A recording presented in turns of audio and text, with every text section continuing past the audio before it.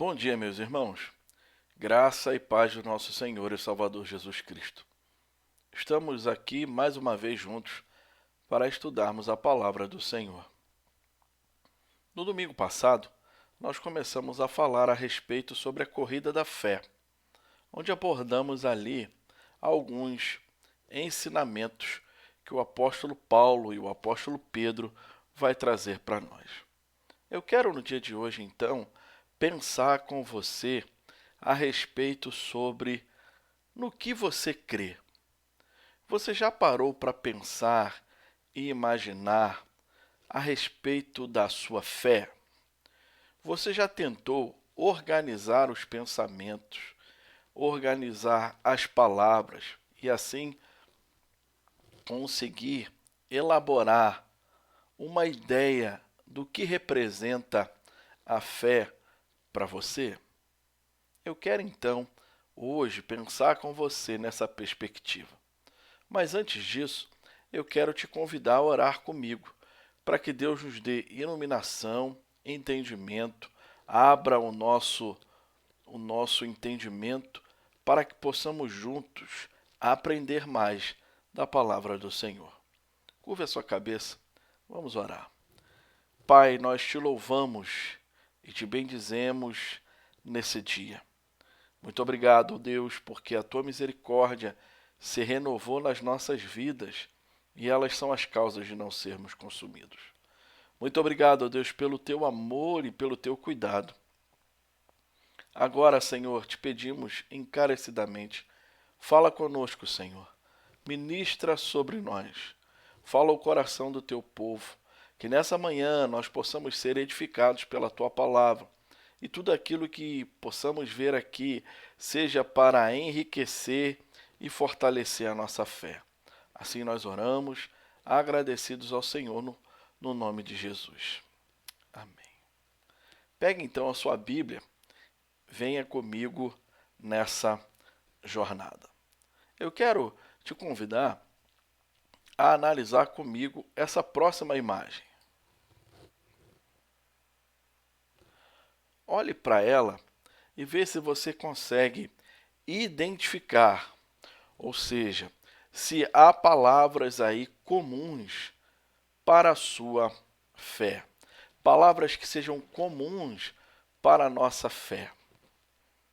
Batendo o olho de forma bem rápida, nós já conseguimos identificar algumas palavras que falam diretamente a respeito da nossa fé.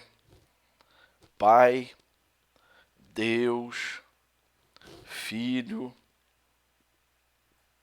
Santo, Cristo, sofreu, eternidade, Escrituras, batismo, crucificado, Senhor, adorado, remissão, professamos, encarnou. Todas essas palavras falam a respeito da nossa fé. Será que seria possível, então, sistematizar todas essas palavras de forma que ficasse fácil de entender acerca da nossa fé? É o que eu quero começar a ver com você a partir de hoje. Quero pensar, estudar, meditar com você sobre o credo. Uma palavra que para muitos pode chocar. Nossa, como pode falar em credo? Para muitos, esse termo é só usado nos meios católicos. Mas não, o nosso meio protestante, o credo, ele é utilizado. O credo é uma forma de sistematizar a nossa fé. Antes de entrarmos no assunto propriamente dito, eu quero analisar com você o Salmo 78, dos versos 1 ao verso 8, que diz assim: Escutai, povo meu, a minha lei, prestai ouvidos às palavras da minha boca. Abrirei os lábios em parábolas e publicarei enigmas dos tempos antigos. o que ouvimos e aprendemos, o que nos contaram nossos pais, não encobriremos a seus filhos. Contaremos à vindoura geração os louvores do Senhor, e o seu poder e as maravilhas que fez. Ele estabeleceu um testemunho em Jacó, instituiu uma lei em Israel, e ordenou a nossos pais que os transmitissem a seus filhos, a fim de que a nova geração os conhecesse. Filhos que ainda hão de nascer, se levantassem e, por sua vez, os referissem aos seus descendentes, para que pusessem, melhor dizendo, em Deus a sua confiança e não se esquecessem dos feitos de Deus, mas lhe observassem os mandamentos, e que não fossem como seus pais, geração obstinada e rebelde, geração de coração inconstante, e cujo espírito não foi fiel a Deus. Quantos ensinamentos esse salmo nos dá! Mas analisando esse salmo, esses 8 versículos, eu quero então observar com vocês 3 verdades nesse texto. O salmista fala que a fé é aprendida. Olha o que ele diz no verso 3. O que ouvimos e aprendemos, o que nos contaram nossos pais. O salmista também fala sobre o compartilhamento da fé. Ele fala no início do versículo 4, quando diz: não encobriremos a seus filhos, contaremos à vindoura geração os louvores do Senhor e o seu poder e as maravilhas que ele fez. O salmista também diz, na parte B do versículo 4, fala de compartilhar a fé de maneira pedagógica. Contaremos à vindoura geração os louvores do Senhor, o seu poder e as maravilhas que ele fez. O salmista então diz para nós que a fé é aprendida, que a fé é compartilhada e que ela tem uma maneira de ser compartilhada. Nós devemos passar esse conhecimento para as outras gerações. Nós devemos, então, preparar os novos na fé acerca daquilo que cremos. Por isso, precisamos ter certeza, firmeza, convicção da nossa fé, dos assuntos que correspondem a respeito da nossa fé. Em tempos de tanta confusão teológica que passa a igreja cristã, não é, então, aconselhável professar o cristianismo sem afirmar com clareza em que se crê. É necessário, nos dias de hoje, sermos claros a respeito da nossa fé. A Igreja de Cristo sempre foi uma igreja confessante, porque a genuinidade da nossa fé tem que ser evidenciada naquilo que cremos e naquilo que confessamos. Temos que ter a ousadia de afirmar clara e abertamente, de preferência de forma escrita, ou seja, de forma que as pessoas possam ler, entender, refletir, pensar sobre aquilo que cremos. Reconheço, então, que vivemos numa era que rejeita a noção credal ou confessional. Mas esta posição tem que ser repensada. Muitos hoje não creem mais no credo, na confessionalidade. Muitos acham que esses termos são ultrapassados, mas não. Nós precisamos trazer à memória, sistematizar acerca da nossa fé. Tantas são as heresias e as tentativas de assalto à fé genuína que tornam-se necessárias a formulação, então, de confissão daquilo que cremos, para que a igreja, em sua inteireza, ou seja, na sua plenitude, na sua completude, os irmãos não venham ficar perdidos, lançados de um lado para o outro por qualquer vento de doutrina. Precisa ficar bem claro para nós qual é a razão da nossa fé, naquilo que cremos, naquilo que pautamos a nossa esperança. Em todas as épocas, os crentes foram chamados a expressar a sua fé de uma forma confessional. É importante nos lembrarmos de que não é necessária a adesão a um credo para que a pessoa possa se tornar cristã. Mas uma vez cristã, a pessoa tem que confessar a sua fé. Essa confissão é, em algum grau, um credo. Ela confessa, ela proclama, ela anuncia, ela fala acerca da sua fé. Eu queria então ver uma definição. Primeiro ponto a abordar com vocês hoje é a definição de credo e confissão. Philip Schaff diz o seguinte: um credo, regra de fé ou símbolo, é uma confissão de fé para o uso público, ou uma forma de palavras colocadas com autoridade, que são consideradas como necessárias para a salvação, ou ao menos para o bem-estar da igreja cristã. Ao olharmos essa definição, ela parece então contradizer a sentença do parágrafo anterior.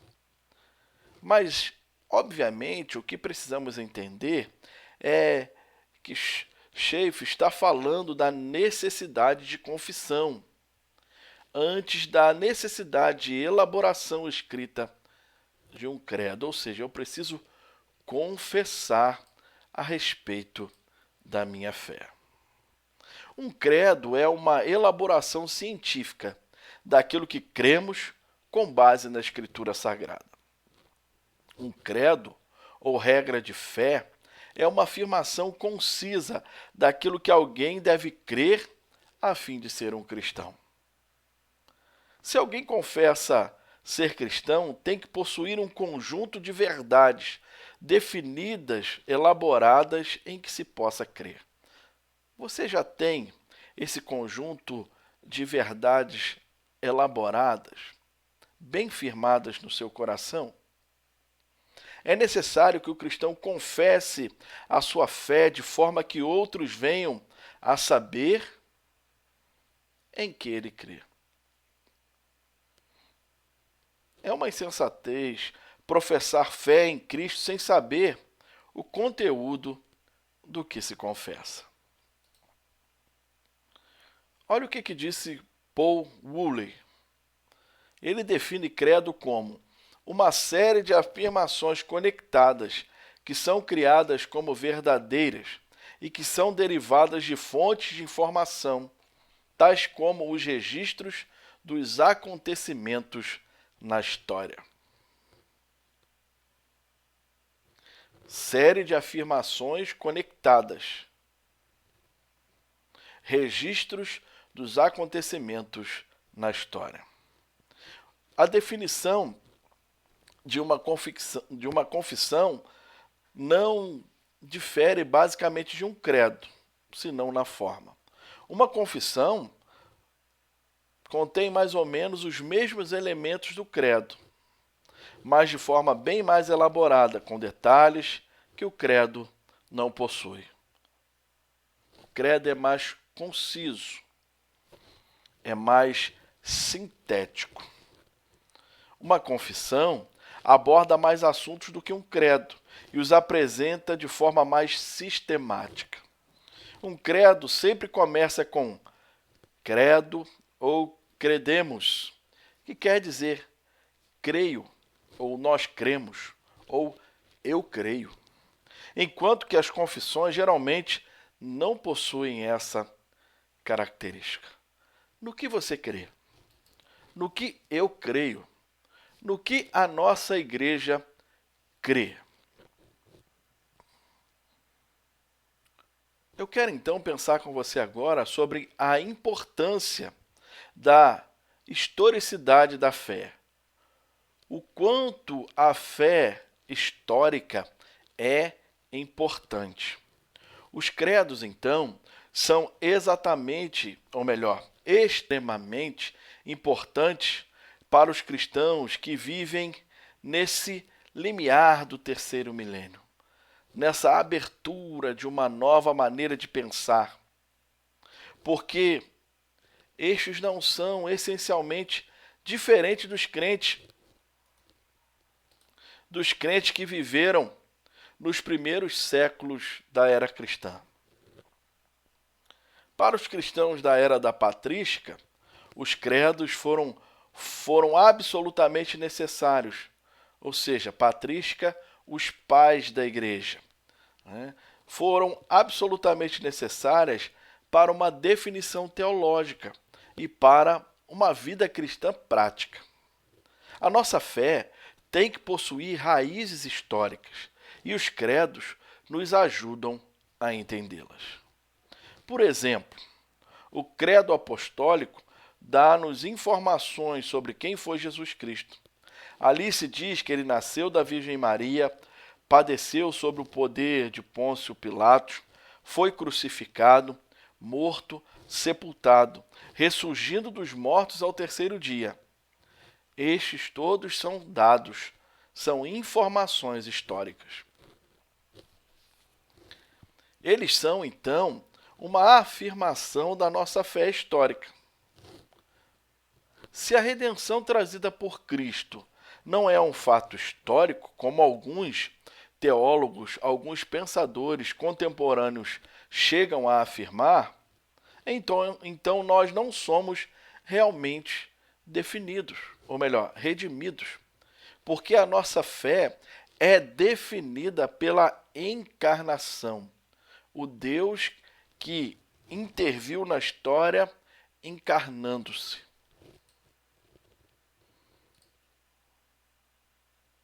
E aí, podemos pensar, se a queda no Éden não foi um fato histórico, então não existe corrupção e nem culpa. Se negamos a historicidade do Éden, haveremos de negar a historicidade da redenção em Cristo e a autoridade também do próprio Cristo. Porque Cristo creu nas afirmações do Gênesis. É absolutamente essencial que levemos em conta as raízes históricas da nossa fé. Na mente de uma porção de teólogos e de cristãos individuais, as coisas mencionadas acima são meras ideias, não fatos. Para alguns, isso são meras palavras, eles não creem de fato que isso aconteceu. Se o pecado humano é uma mera ideia e não um fato, a salvação que se diz ter sido trazida por Cristo também o é. Mas a gente precisa pensar e analisar que a escravidão ao pecado é algo tão real que ninguém é capaz de negar. Nem mesmo os homens mais ímpios. E a redenção trazida por Cristo é uma realidade histórica em nossa vida pessoal. E é absolutamente inegável. Nós não temos como negar a redenção que Cristo trouxe a nós. Que o digam, então, aqueles que foram alcançados por ela, você e eu. Muitos, no decorrer da história, foram alcançados por essa maravilhosa redenção. Por isso, por essa razão, eu e você, nós, a igreja, precisamos confessar esta redenção trazida por Cristo. Se a nossa fé não tem raízes históricas, ela perde o seu fundamento. Uma fé sem essas raízes é uma fé docética, isto é, solta no espaço, sem qualquer ligação com o mundo real, e nada tem a ver conosco. Os credos e as confissões sempre nos situaram historicamente com respeito a essas pessoas, ou melhor, a pessoas e eventos, especialmente os relacionados com Jesus Cristo, o Senhor e Redentor. Deus, que é eterno e ahistórico, ele está, ou seja, além da história, fez com que seu filho se tornasse um personagem da história para poder ser um de nós, um membro da nossa raça, a fim de que pudesse realizar a ordem, ou melhor dizendo, realizar a obra da redenção em nosso favor. Essa obra só se realizou porque Cristo se fez parte da história. Por essa razão, então, a Escritura sempre nos situa no tempo e na história, falando, por exemplo, de Belém no tempo de Herodes. E os credos fazem exatamente o mesmo. Portanto, os credos e confissões da Igreja cristã sempre nos reportam às origens e ao desenvolvimento histórico da nossa fé. Como já vimos anteriormente, primeiro vieram os credos, expressões resumidas da fé cristã. Mais para frente, vieram as confissões, que foram expressões mais elaboradas, sendo ambos, credos e confissões, resultado direto das controvérsias vigentes na época em que foram preparados. Ou seja, muitas pessoas começaram a questionar acerca da fé. Por isso precisaram sistematizar, balizar acerca da fé. Nenhum de nós, então, pode dizer em sã consciência da falta de importância dos credos e confissões no tempo moderno, embora o tempo presente nos faça, infelizmente, um convite a isso. É um tempo de antidogmatismo e de aversão a afirmações confessionais. Pessoas não querem ser confessionais, não querem seguir algo que seja dogmático, algo que tenha começo, meio e fim, algo que balize a sua vida, algo que aponte o caminho, que mostre a direção, que mostre como andar, que mostra de fato como são as coisas. Mas um fato que nós precisamos lembrar nos dias de hoje é que os genuínos cristãos sempre se importaram com a historicidade da sua fé. Nisso também não sejamos diferentes daquele com quem queremos ser parecidos. Se chegamos hoje aqui, se estamos vivendo esse tempo, é porque irmãos e irmãs batalharam na fé, fizeram parte da história, foram abrindo o caminho, desbravando o caminho para que pudéssemos chegar nos dias de hoje. Quero então também pensar com você sobre a origem eclesiástica dos credos e confissões. Os credos tiveram a sua origem nos primeiros séculos da Igreja cristã, especialmente quando das controvérsias dos séculos IV e V. O primeiro credo conhecido historicamente foi o chamado Credo Apostólico, que provavelmente tenha sido formulado no segundo século.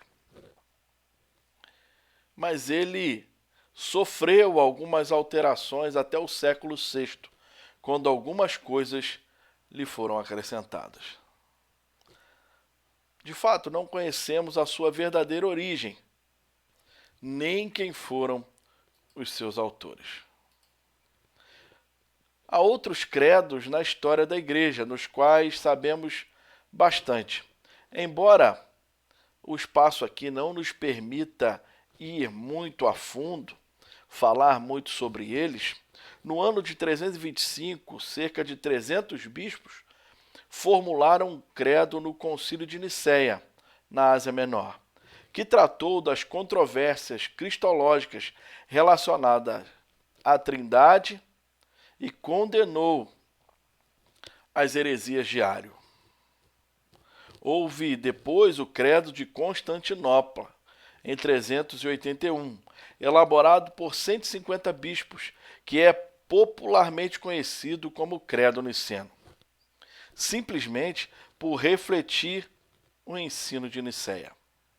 Todavia, ele vai além dos ensinos de Nicéia, pois afirma a plena divindade do Espírito Santo. O Credo de Calcedônia, 451, trata especificamente das duas naturezas de Jesus Cristo, sobre as quais a Igreja pouco acrescentou posteriormente, em virtude da precisão das suas ideias. Olha como essa mentalidade, esse conceito, essa sistematização foi acontecendo no decorrer dos séculos, no decorrer dos anos. Além desses primeiros credos, vários outros apareceram posteriormente, expressando a fé da Igreja, dando-lhe um norte teológico para fazer face às heresias. As heresias, elas já existem desde quando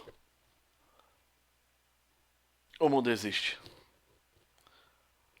Muitos tentam questionar a existência de Deus, a obra de Deus. Paulo vai falar muito sobre isso e nós vamos ver alguns textos mais à frente. Somente bem mais tarde, na época da Reforma,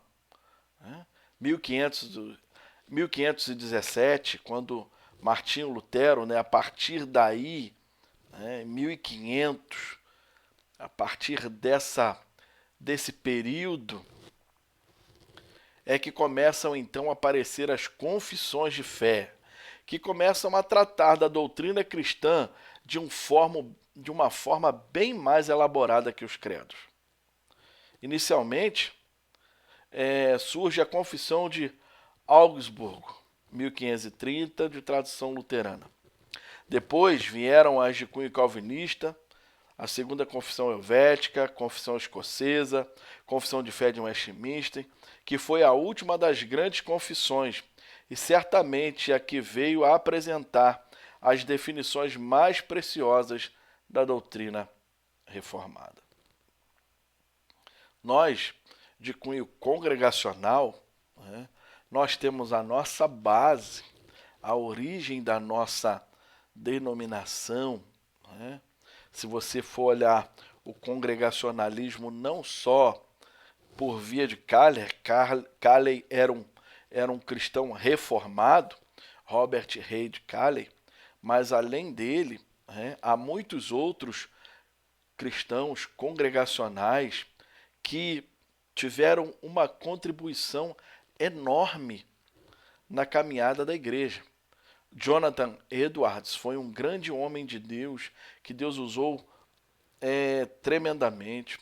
John Owen também foi um outro congregacional que Deus usou muito.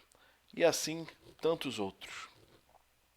Voltando para aquilo que nós estamos pensando aqui, houveram outras confissões de menor importância histórica, além dos catecismos que foram uma base doutrinária das igrejas. Especialmente para aquelas que tinham cunho luterano e calvinista. Aqui, eu não quero e não estou falando sobre luteranismo, sobre calvinismo. Isso não vale essa argumentação aqui.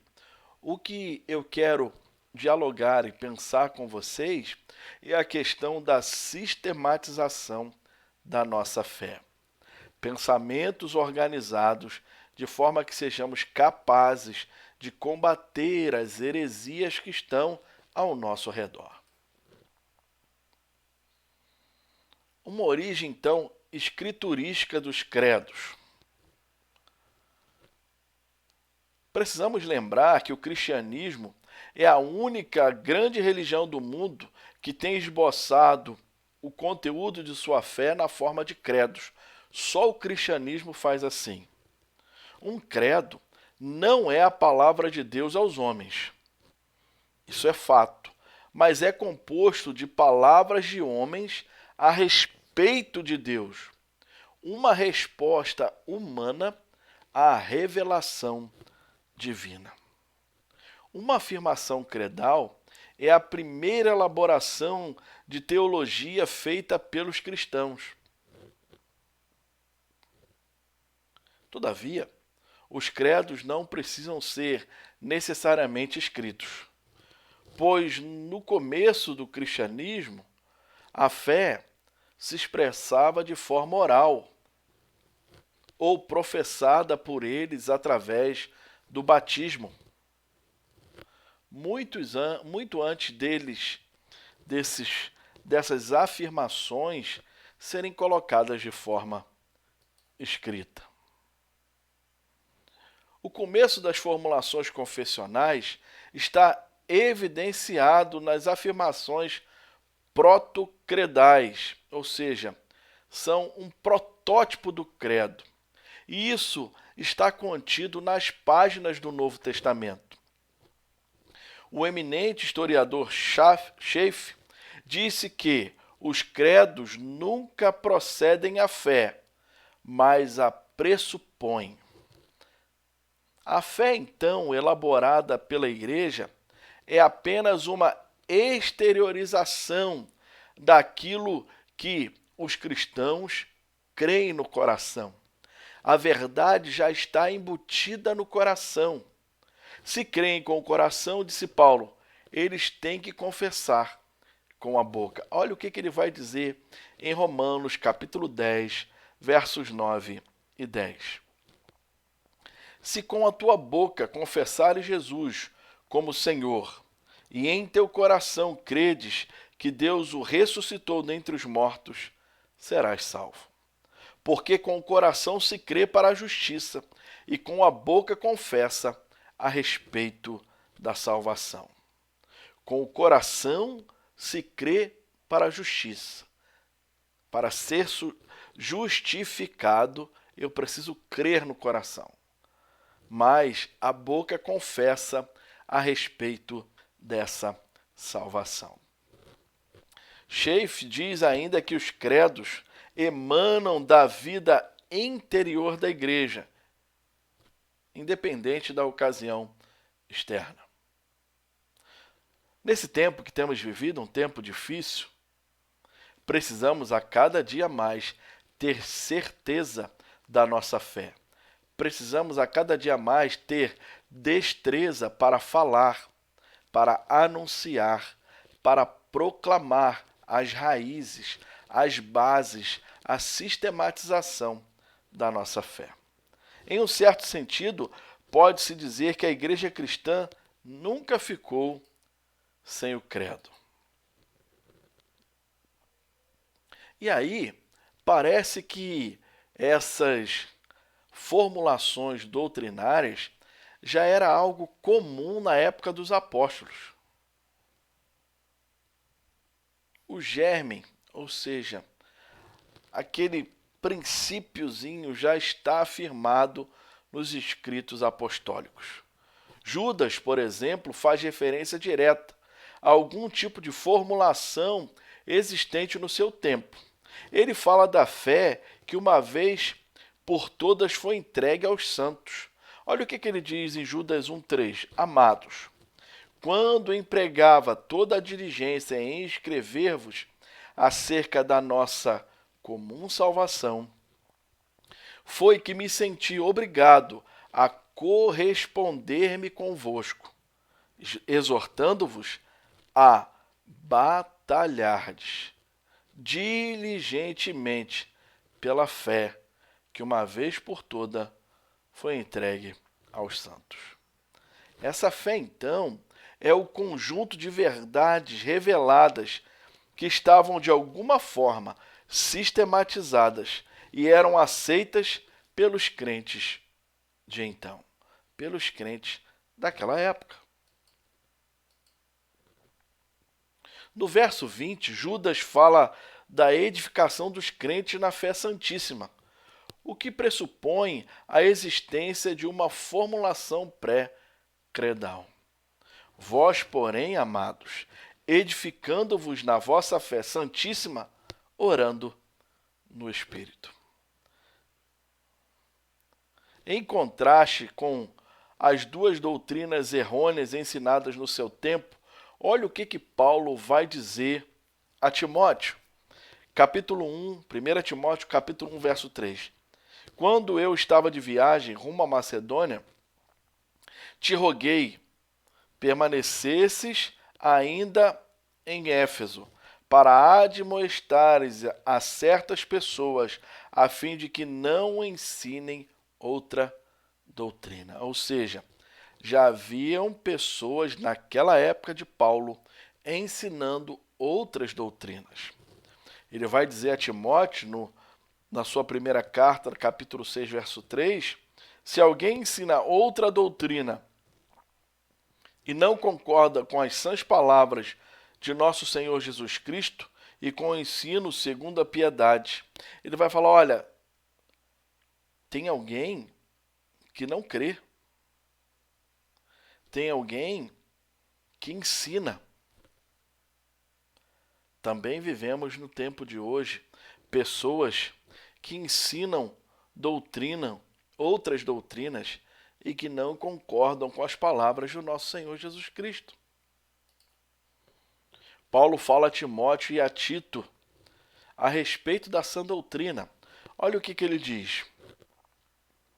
1 Timóteo 1,10. Impuros, sodomitas, raptores de homens, mentirosos, perjuros, e para tudo quanto se opõe à sã doutrina. Expondo estas coisas, irmãos, será bom ministro de Cristo Jesus, alimentando com as palavras da fé e da boa doutrina que tem seguido. Ou seja, Paulo chama Timóteo à responsabilidade, no capítulo 4, verso 6 da sua primeira carta, em que ele vinha expor, apresentar ao povo de Deus, alimentando o povo com as palavras de fé e da boa doutrina que ele havia seguido. Paulo estava dizendo para Timóteo, Timóteo, você não vai ser um bom ministro de Cristo se você pastorear muitas pessoas. Você não vai ser um bom ministro de Cristo se você adquirir muitos bens. Não. Expondo as Escrituras ao povo de Deus, Timóteo, você vai ser bom ministro de Jesus Cristo. Porque você vai estar alimentando o povo de Deus com as palavras da fé e da boa doutrina que você já tem seguido. Ele vai dizer também em 2 Timóteo, capítulo 4, verso 3, que haverá tempo em que não suportarão a sã doutrina. Pelo contrário, cercar-se-ão de mestre segundo as suas próprias cobiças, como que sentindo coceira nos ouvidos. Nós já temos vivido muito desse tempo.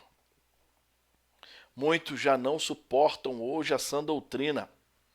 Muitos hoje não suportam o estudo sistemático da palavra, a expressão, ou melhor, a exposição das Escrituras, a apresentação daquilo que Deus revelou aos homens. Muitos já não suportam mais e aí vão procurar mestres segundo as suas próprias cobiças, ou seja, vão procurar aqueles que falam aquilo que eles querem ouvir e não aquilo que eles precisam ouvir.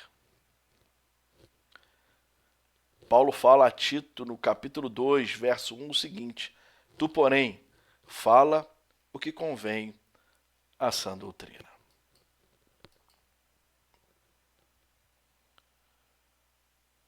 O que Timóteo deveria ensinar?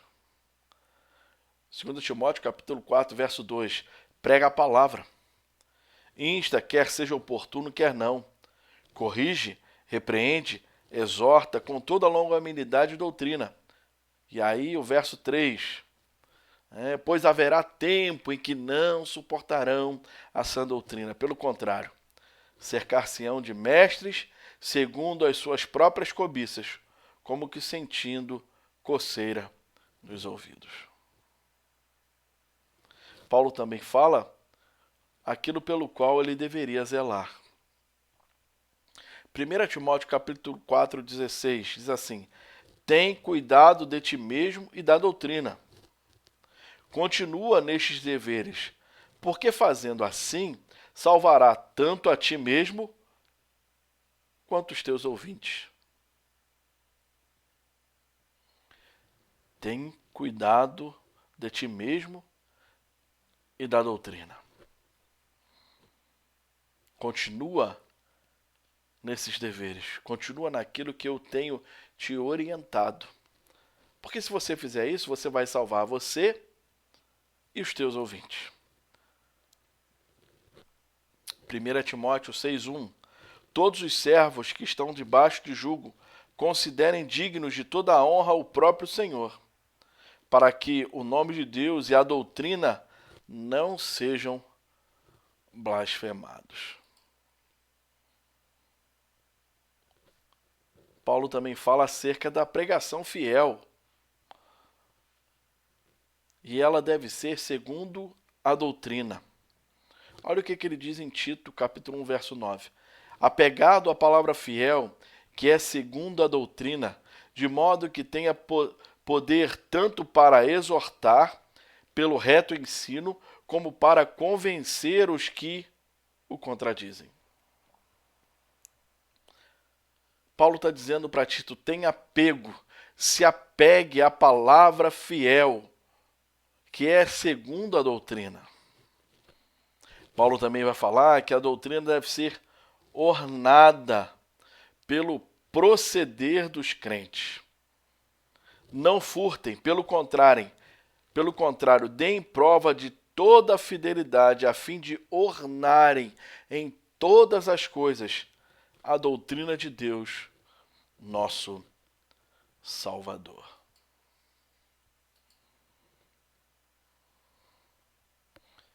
No período apostólico, então, já havia algumas doutrinas elaboradas. Olha o que o escritor aos Hebreus vai dizer. Ele chama de princípios elementares da doutrina de Cristo. Por isso, pondo de parte os princípios elementares da doutrina de Cristo, deixemo-nos levar para o que é perfeito, não lançando de novo a base do arrependimento de obras mortas e da fé em Deus, o ensino de batismos e da imposição de mãos, da ressurreição dos mortos e do juízo eterno. Isso faremos, se Deus permitir. Ele fala então, o autor aos Hebreus, sobre princípios elementares da doutrina de Cristo. Há princípios que nós precisamos resgatar, relembrar, tomar posse nesse tempo. Ele expressa também a sua preocupação com a entrada de doutrinas várias e estranhas no seio das igrejas, que exigiam a definição da verdadeira doutrina. Diante de muitas aberrações que nós vemos hoje no meio da igreja cristã, nós precisamos prezar, buscar, tomar posse de uma doutrina que seja sã, pautada na palavra, sistematizada na palavra, de forma que a gente consiga, então, combater as falsas doutrinas. Olha o que o autor aos Hebreus vai dizer no capítulo 13, verso 9. Não vos deixeis envolver por doutrinas várias e estranhas, porquanto o que vale é estar o coração confirmado com graça e não com alimentos, pois nunca tiveram proveito os que com isto se preocupam. Ele está dizendo, olha, que há muitos que estão se preocupando apenas com aquilo que você deve ter. Ele fala aqui, ó, não com alimentos, com aquilo que se deve comer. Precisamos estar atentos. Portanto, então, nos tempos do Novo Testamento, já se via a grande importância, melhor dizendo, de se crer corretamente. Isto é, a importância de permanecer na doutrina ensinada por Cristo. Permanecer na linha, não desviar nem para a direita e nem para a esquerda. Segundo a Epístola de João, capítulo 1, versos 8 a 11, diz assim: Acautelai-vos, para não perderdes aquilo que temos realizado com esforço, mas para receberdes completo galardão.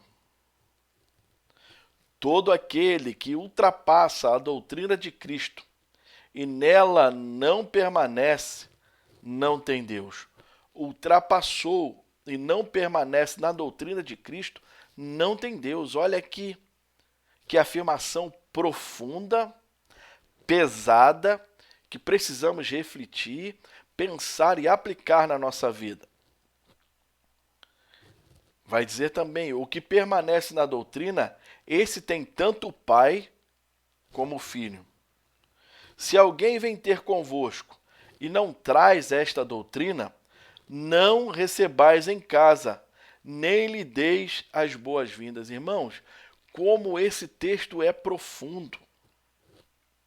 Quantas coisas nós temos engolido nesse tempo.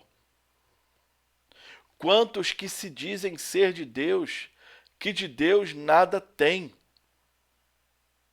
Quantos que se dizem ser de Deus estão aí propagando doutrina de homens. O texto é muito claro.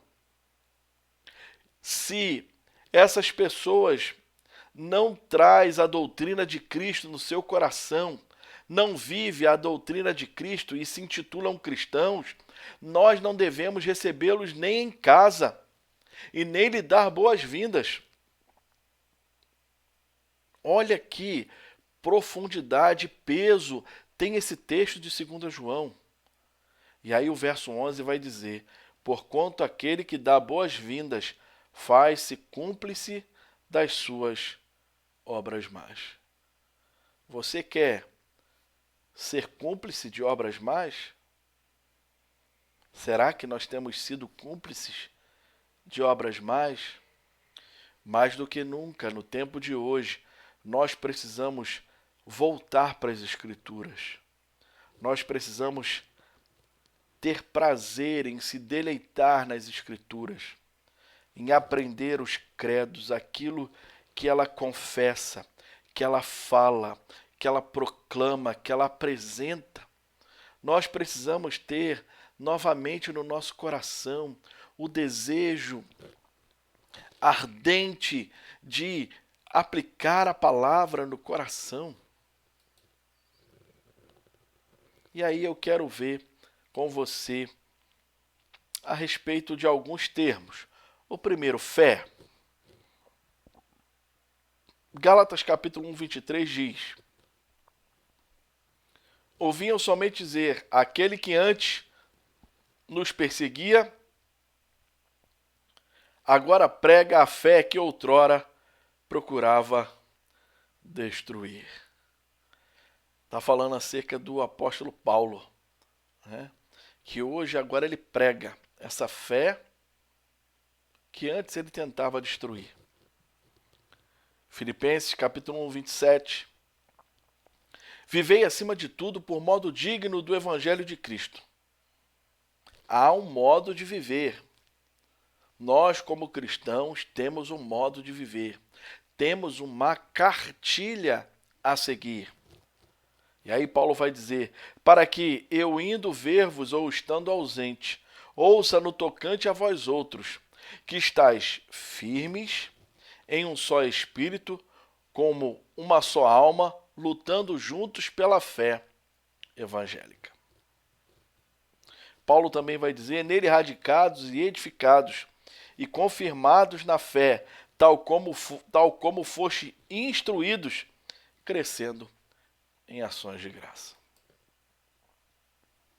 E aí, nós podemos ver que os escritores bíblicos usaram sinônimos para doutrina em seus escritos. Um deles é fé. Olha o que fala mais acerca da fé. 1 Timóteo 1,19. Mantendo a fé e boa consciência, porquanto alguns, tendo rejeitado a boa consciência, vieram a naufragar na fé. E dentre esses se encontram Himeneu e Alexandre, os quais entreguei a Satanás, para serem castigados, a fim de não mais blasfemarem. Ou seja, aqueles que rejeitam a boa consciência, aqueles que não se mantêm na fé genuína, verdadeira, pautada na palavra, eles naufragam na fé. Tito 1,13. Tal testemunho é exato, portanto, repreende-os severamente, para que sejam sadios na fé. Olha como Paulo instrui os seus discípulos na fé, aqueles que continuariam o trabalho no qual ele deu prosseguimento.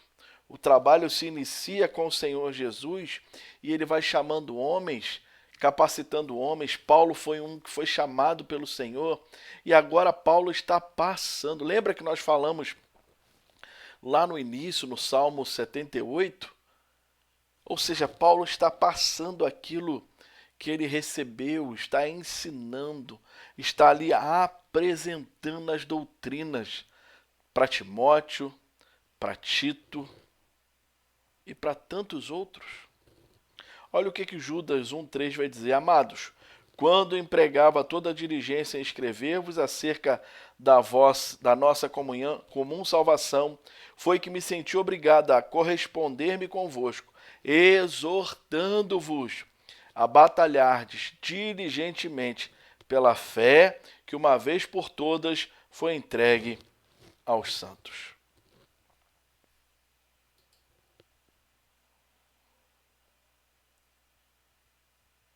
Olha o que nós podemos também lembrar e estudar sobre tradição, ou seja, significando a verdade que é passada adiante.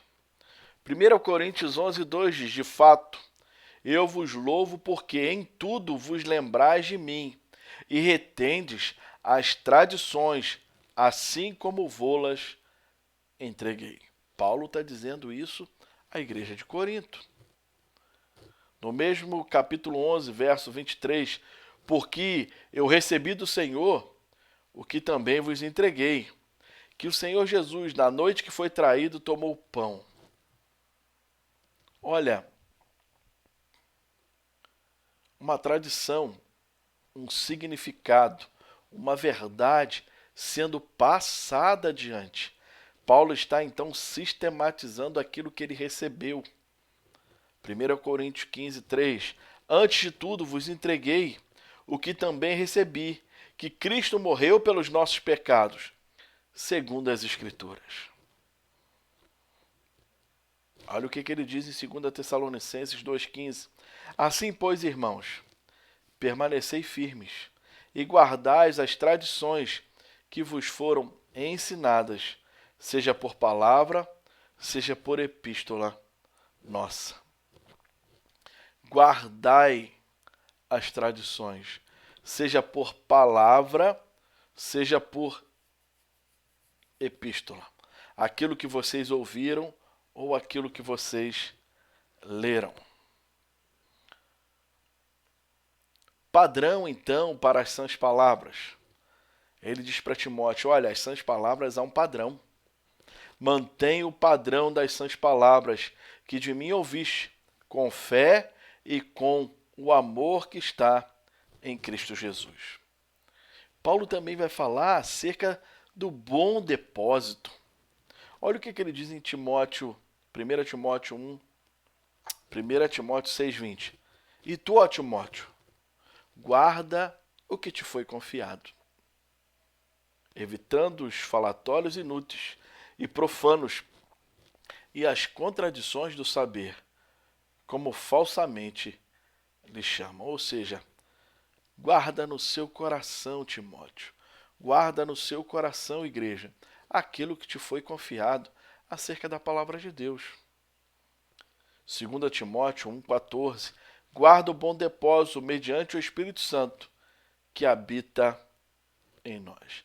Guardar o bom depósito mediante a ação do Espírito Santo que habita dentro de você, que habita dentro de mim. Nós precisamos guardar.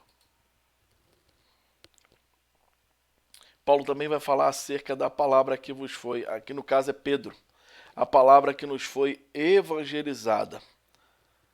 1 Pedro 1,25. A palavra do Senhor, porém, permanece eternamente. Ora, esta é a palavra que vos foi evangelizada. A palavra do Senhor não muda, ela permanece eternamente. Homens mudam, mas a palavra não muda. E aí, precisamos então perceber que essas doutrinas já eram elaboradas, embora não exaustivamente. E de alguma forma, elas eram confessadas publicamente, ou seja, de forma pública, no meio de todos, pelos crentes, pelos irmãos do Novo Testamento. Contudo, a essa altura, não se pode falar que havia então credos formalmente elaborados, escritos na igreja do Novo Testamento. Mas a ideia de um credo já estava perfeitamente a caminho. Segundo Bruce Demarest, Paulo, em Romanos capítulo 10, versículos 9 e 10, esboça 3 elementos essenciais de uma confissão que salva. Os 3 elementos são crença na divindade de Cristo, sua morte expiatória e sua ressurreição. Olha o que o texto de Romanos capítulo 10, versos 9 e 10 nos diz. Se com a tua boca confessares Jesus como Senhor e em teu coração credes que Deus o ressuscitou dentre os mortos, serás salvo. Porque com o coração se crê para a justiça e com a boca se confessa a respeito da salvação. Crer na divindade de Cristo, na sua morte expiatória e na sua ressurreição.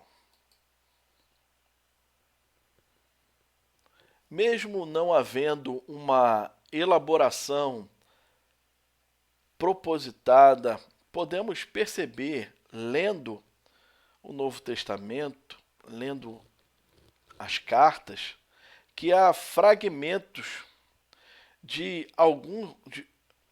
um credo em alguns escritos do Novo Testamento. Ainda mais, ou melhor dizendo, especialmente elementos que estão relacionados à obra que Cristo realizou, a obra de redenção de Cristo. 1 aos Coríntios, capítulo 3, 15, verso 3 a 8, diz assim: Antes de tudo, vos entreguei o que também recebi, que Cristo morreu pelos nossos pecados segundo as Escrituras, e que foi sepultado e ressuscitou ao terceiro dia, segundo as Escrituras. E apareceu a Cefas, ou Pedro, e depois aos 12. Depois foi visto por mais de 500 irmãos de uma só vez, dos quais a maioria sobrevive até agora. Porém, alguns já dormem. Depois foi visto por Tiago, mais tarde por todos os apóstolos. E afinal, depois de todos, foi visto também por mim, como por um nascido fora do tempo. Paulo está falando do Cristo ressurreto, que ele tinha plena convicção, comprovada pelas Escrituras, que ele morreu, foi sepultado, ao terceiro dia ressuscitou, e aí a comprovação, porque Cristo foi aparecendo, foi se apresentando agora de forma ressurreta aos seus discípulos. E Paulo vai dizer, olha, isso também foi visto por mim, como por um nascido fora de tempo.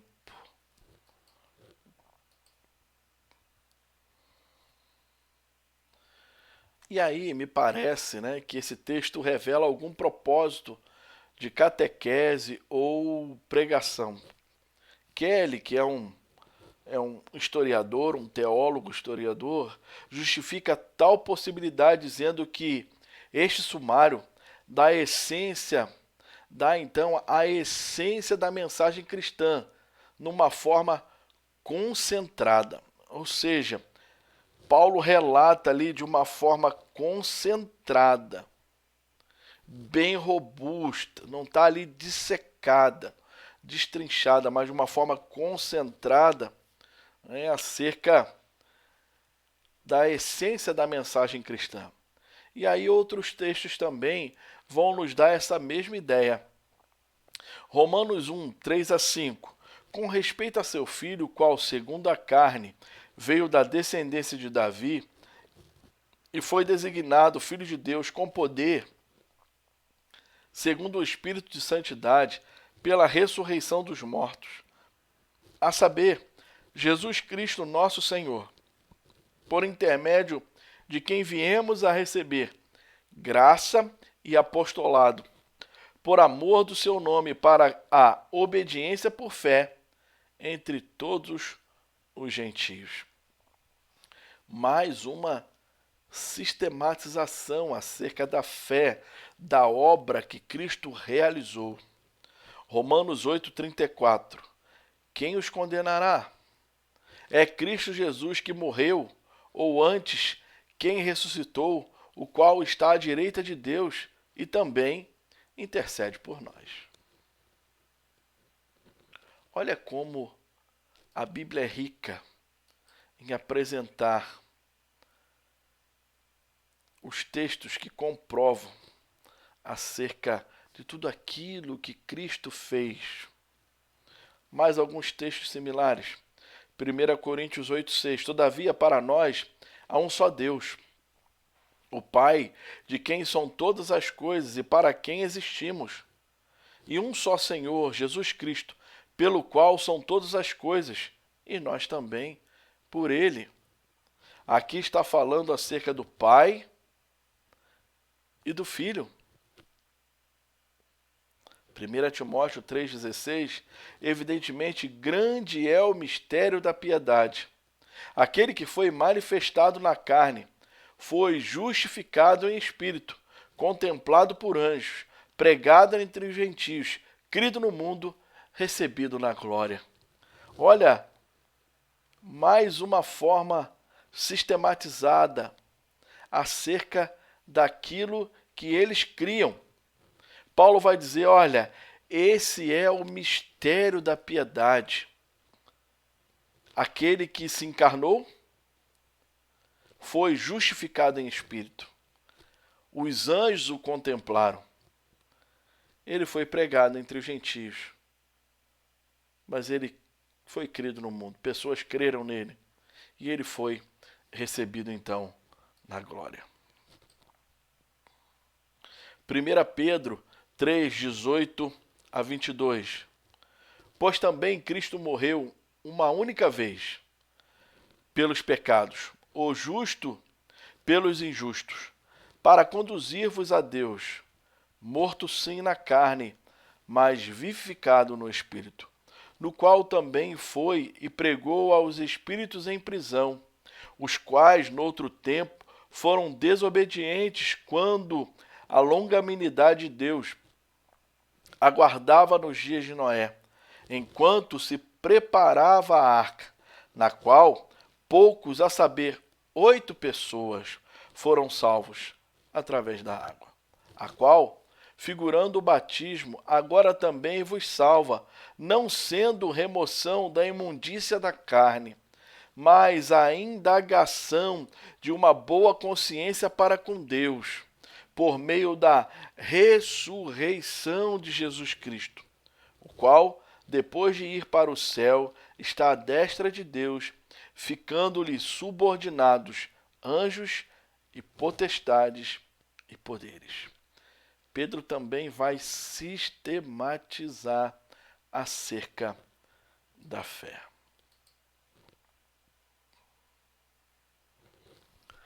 Olha o que diz 1 Timóteo 6,13 a 14.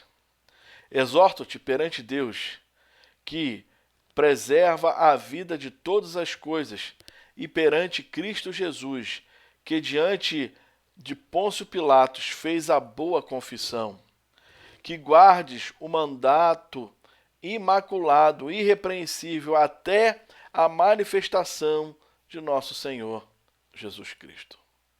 Esse texto fala de uma espécie de credo, de uma confissão.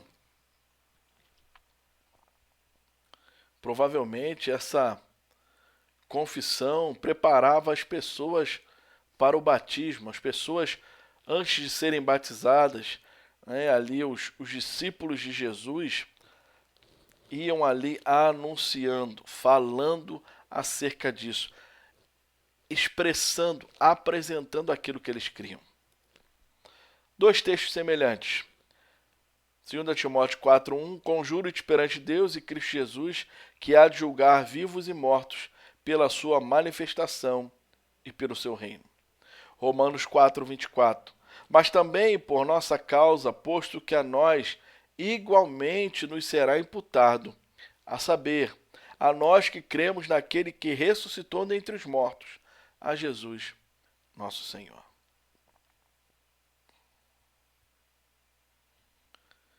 Textos que falam acerca da fé, que balizam a fé.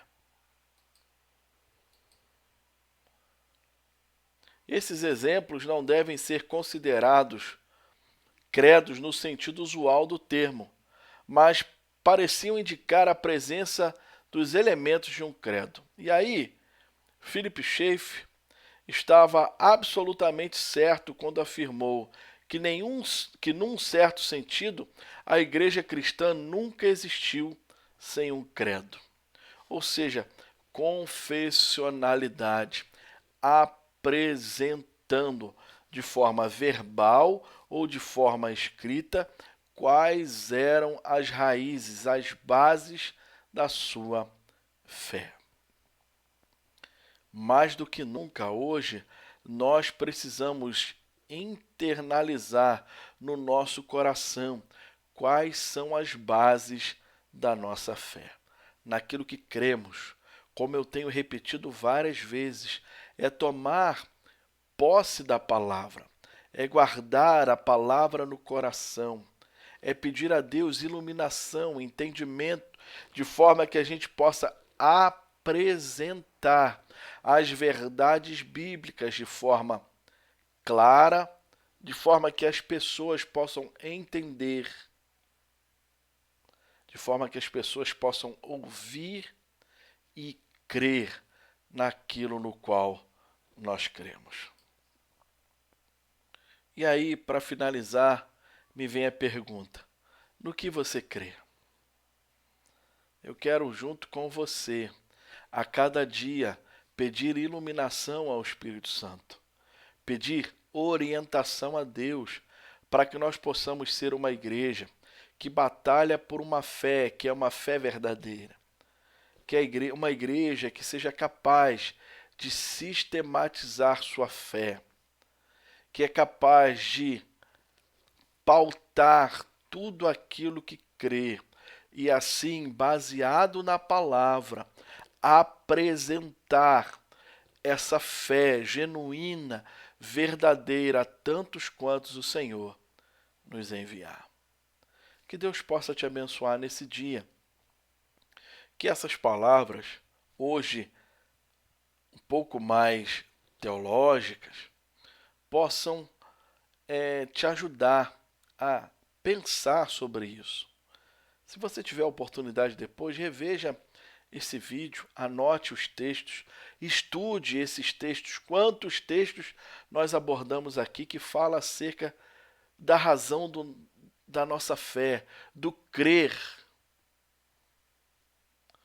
Quero te encorajar a fazer isso.